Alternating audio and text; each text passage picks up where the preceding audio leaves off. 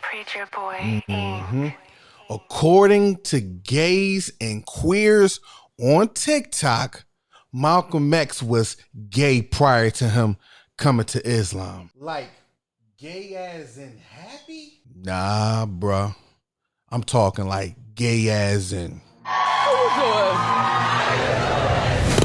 Got it insane, they can't stand me. Y'all already know who it is. It's your boy Reese Johnson, and this is the Gutter and Saint channel. I'm gonna need y'all to click that like, that subscribe, and that bell for notification to stay linked with your boy. A large influencer on TikTok took to social media to display her anger for the covering up of Malcolm X's so-called gay activities with white men. This young lady seemed to be very angry and feels that she's been robbed of Malcolm X's full life story because of his queerness. And she said that should have been a part of his civil rights legacy. Like his queerness shouldn't have been hid. That should have been a part of his whole grand scheme of what he stood for. In her own words, she feel like she's been robbed and she feel like she deserved the truth of the fullness of Malcolm X's queerness. Let's react to her clip. Who taught you to hate the texture of your hair? Who taught you to hate the color of... It's the same people that taught Malcolm X to hate his queerness. Did you know that? Did you know that Malcolm X has a 10-year, documented 10-year history of queer sex work that is all but expunged from collective and cultural memory on this man? Could you have told me that? Did you know that? I didn't know that. And it makes me bone deep with anger because he deserved to live in his fullness. I deserve to have civil rights leaders that are remembered in their fullness. All of it. The good, the bad, the unsavory, and I resent that we live in a society where it is unsavory of our particularly male civil rights leaders to be anything but straight. This shit is bogus. Worst part is I'm scared to talk about this on the internet. I have a YouTube video ready to go about the autobiography of Malcolm X that I told you I would do. I read it twice. I'm ready to go. But I got so many hate comments that I don't even want to upload this shit. Like this, I'm tired. Man, listen. Everybody's not gay. Your sexuality is not your identity. Listen, hear me out clearly. Me being straight is not who I am. Who I am just happens to be straight. I'm not a follower of Malcolm X. However, I do respect his legacy and his work in civil rights and in the black community. Even though I'm not a, concrete follower of him, like I will not spread this type of stuff if it's not valid. So I don't get your point. What's your point? Recently, there's been a flux of gays and queer, male and female, blacks might I add, who's been making their duty to prove Malcolm X was a gay sex worker for white men in his previous life before converting to Islam. Oh man. It's sad that they assassinated him in front of his wife and kids. Now they're using black women, queer, gays, and all the alike to assassinate his character after his death. For one, his daughters and his wife said those rumors was not true. There's plenty of interviews out there of them saying that. They said it was made up by the same people who hated him and ultimately assassinated him. Secondly, number two, no gay man has ever come forth to prove those allegations. And here's the thing. Y'all had plenty of gay civil rights leaders. There were some well-known ones. Bayard Rustin, best known for being an advisor to Dr. Martin Luther King Jr. And we all know James Baldwin, who was well known by all the civil rights leaders and was openly gay. And check this, there is no record of any black civil rights leader degrading or dehumanizing any one of those guys for their sexuality, because they knew the ultimate goal was the black liberation and freedom. So for all those who said Dr. Martin Luther King was homophobic, I'm gonna address y'all by the end of this video. See, the problem with you new gays and queers, y'all are so entangled with your identity being your sexuality that y'all lost the fact that those civil rights leaders was fighting for black liberation and black freedom. Those civil rights leaders who were gay never put their sexuality on a pedestal like you new gays are doing. See, y'all allowing these liberal feminist groups to dictate y'all thinking. The very thing that y'all gay civil rights leaders told y'all not to do. They giving y'all words like the LBGTQ. They giving y'all these words like misogynistic and homophobic. They giving y'all these trigger words like misogyny. They giving y'all they giving y'all your whole identity and y'all buying into it. Y'all not really listening to y'all civil rights leaders, even the gay ones. Go read James Baldwin books. He was not promoting his sexuality above the fight for civil rights. There is so much information out there that proves that those allegations against Malcolm X was false. His wife is on record saying so. His daughter is on record saying that her father was a strong family man, and his childhood friends never came out and said those type of allegations. But y'all taking something that a white man wrote in a book and gave to a black man to say, and y'all taking that as gospel, when there are concrete autobiographies on Malcolm X's life that y'all just totally want to ignore. Like I said before, man, everybody don't have to be gay. Everybody is not queer, and that's fine. It's 2022. Y'all here. We know y'all not going back in the closet.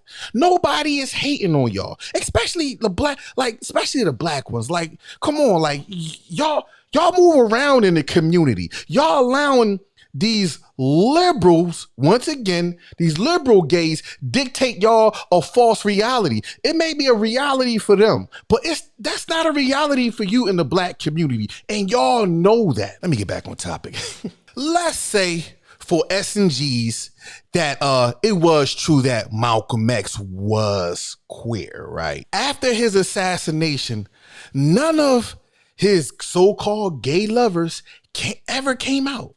No one ever came out and talked about their sexual encounters with Malcolm X. Another thing to think about, Malcolm X took issue with Elijah Muhammad's escapades with underage girls, right?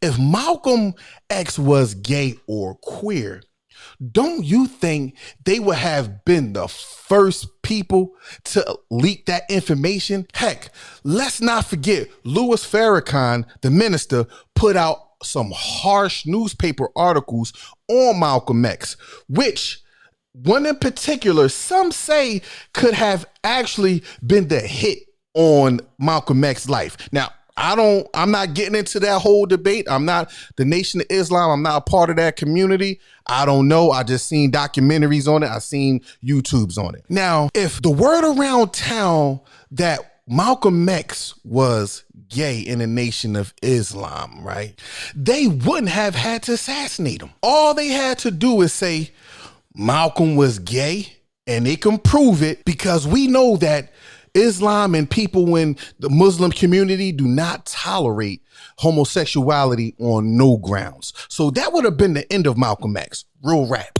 It's sad that y'all want to be accepted so bad that you're willing to propagate lies about a man when you can go get the truth with a quick Google search or YouTube what his wife and his daughters had to say. Like, why y'all taking somebody else's word over his family words? Like, that don't make no sense. Now, again, I'm not a Malcolm X follower, but I did do my research, and it's clear that it was a lie.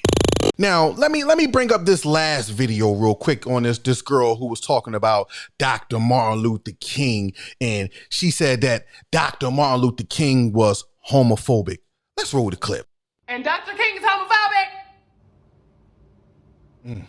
Wait, let's run that back.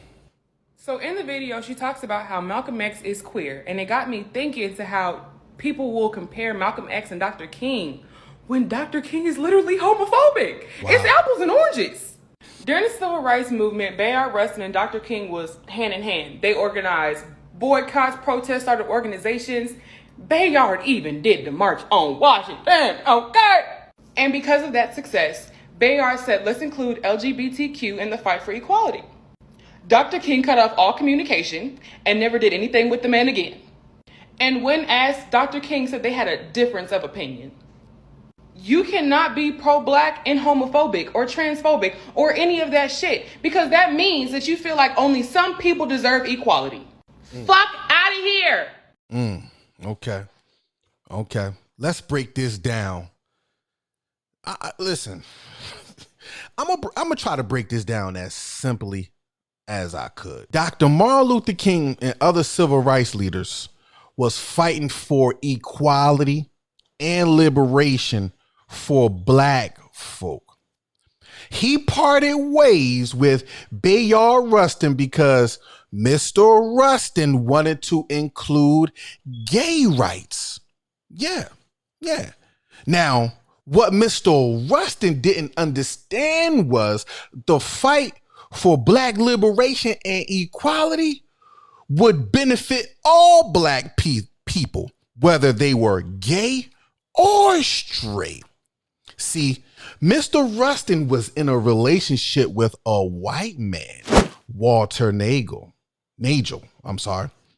who got Mr. Rustin off the path of civil rights for blacks and on the path of the civil rights for gays and this all-inclusive type of thing, which include gay whites.